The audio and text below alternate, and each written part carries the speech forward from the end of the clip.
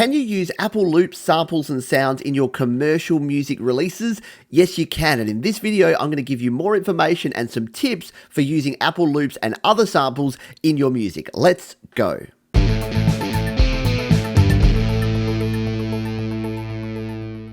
Hi, my name is Pete and this is Studio Live Today, where I help you create, record and release your best music. And one of the most common questions I get from folks using GarageBand to create music is, can I use Apple Loops and other sounds in GarageBand and then release that commercially? Will I get in trouble with copyright violations or fair use or any of those sort of things? Well, the simple answer is that yes, you can use Apple Loops, but there's a few things to keep in mind, which is what we're going to dive into in this video. So let's firstly check in with Apple, because who better to check with than the people who actually create the software? So here is a page on their support site and it says using royalty-free loops in GarageBand with commercial work. And note here that it is not only music, but it says here commercial songs, multimedia presentations, videos, and animations. So regardless of whether you're releasing music to Spotify, Apple Music, iTunes, or the rest, or you're using music in your podcast, your YouTube videos, and other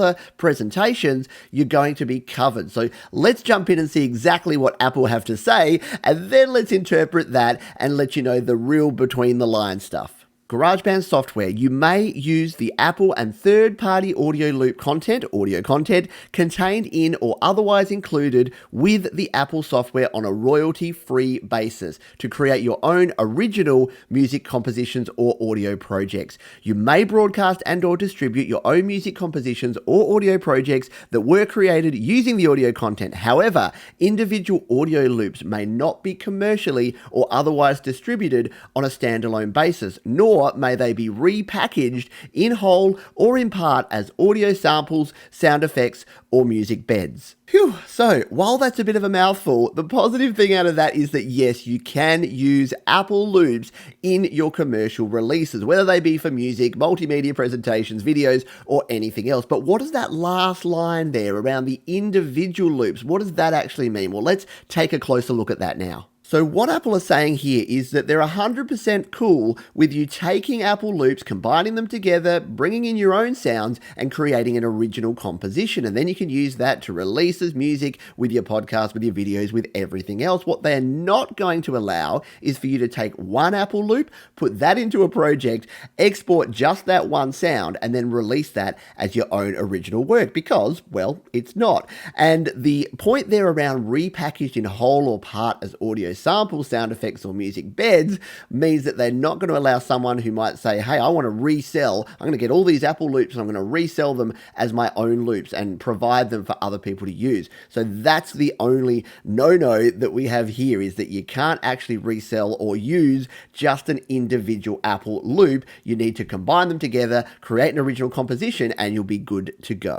So my last piece of advice here is mostly for YouTube video creators, but it's good to keep in mind for other folks creating music and sounds in GarageBand. And that is that YouTube have a system called Content ID. Now, if other people have released music using loops and samples in GarageBand, and then you release a song using those same loops that is very similar, Content ID could actually flag those as a breach of the original copyright. Now, it can be different levels of problems there. Most of the time, what it means is if you're trying to monetize, so you're releasing a video to actually make money, then that money will go to the original content holder, even if you have created a new original song. So what is my advice here? Well, it's to vary up your loops and your samples. So add in your own sounds, your own creations, your own voice and samples and other things, reverse some samples, mix things up, add effects. Make sure it's your own, because if you just put, say, 4 loops into GarageBand and then release that as your own song without changing anything,